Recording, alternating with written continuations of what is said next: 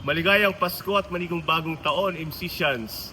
Ang aking pagbati at higit sa lahat ang aking panalangin na nawa sa pagsilang ng ating Panginoong Kristo, mamuhay sa ating mga puso at isipan ang kanyang pagmamahal, ang kanyang kapayapaan at higit sa lahat ang pag-ibig ay mamutawi sa bawat isa sa atin. Muli, maligayang Pasko at maligong bagong taon sa lahat. Good morning, good afternoon, good evening. In Bethlehem's humble stable, when the light of the world enters our darkness, God reminds us, God assures us, God shows us that no amount of struggle is beyond His grace. My dear Manila Cathedral School, my dear Manila Cathedral School family and community, the teachers and administrators, parents, and our students, we have seen how the Lord blessed MCS beyond our imagining. Let us continue to be grateful. Let us thank the Blessed Mother for her intercession. Let us turn any burden to become a blessing. Any chaos and, turn it into confidence. Will defeat, turn it into drive and determination. Fear, make an act of faith. Rejection sometimes, let it be a moment of redemption. Do not forget, there is hope. Hope means healing. Hope means obedience. Hope means perseverance. And hope means to embrace God and to embrace one another. We continue to take good care of the least, the lost, and the lost. Merry Christmas to all.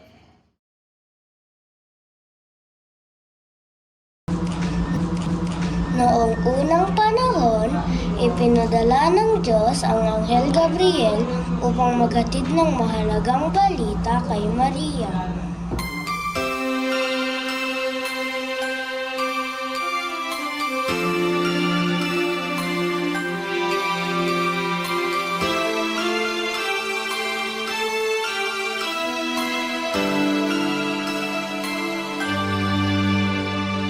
Bawat Pasko'y may dalang himala, malakas mang ulan, ito'y titila.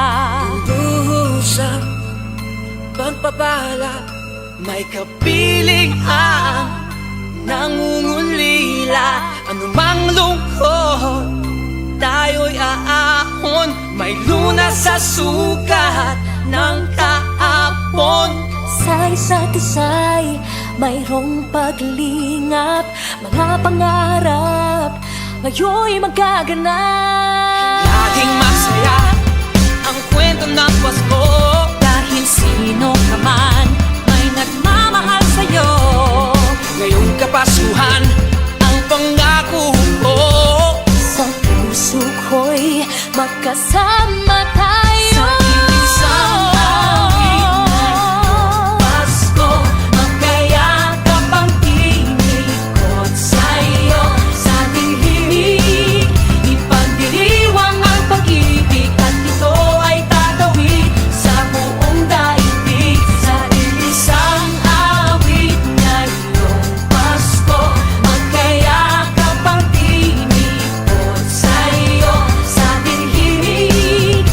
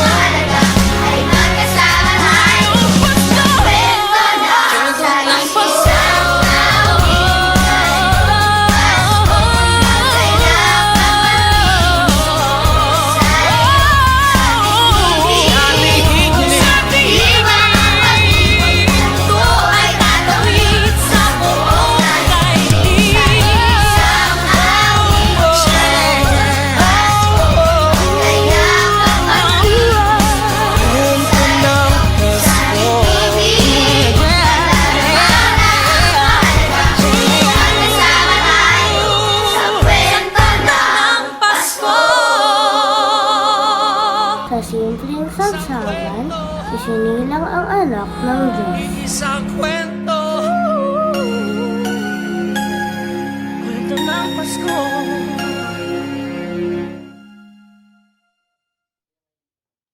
Puso ko'y magkasama tayo.